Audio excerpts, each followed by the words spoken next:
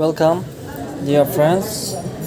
Now I want to show how to take Istanbul card. For taking Istanbul card, you should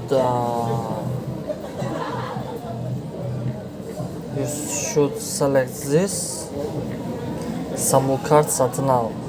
Istanbul card take. Buy Istanbul card.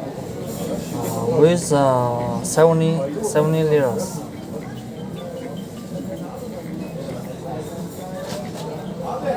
Keep.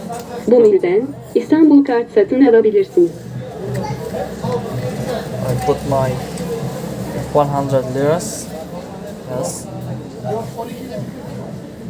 Accept. Kartınızı aşağıdan alabilirsiniz.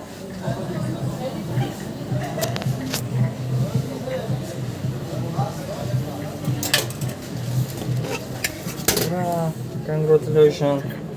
It's our card. It's a fish note. You can put money like İşleminiz this. yapılıyor. Lütfen sadece kağıt para girişi yapınız. 74 Istanbul card and 30 liras our money. You can put money by there.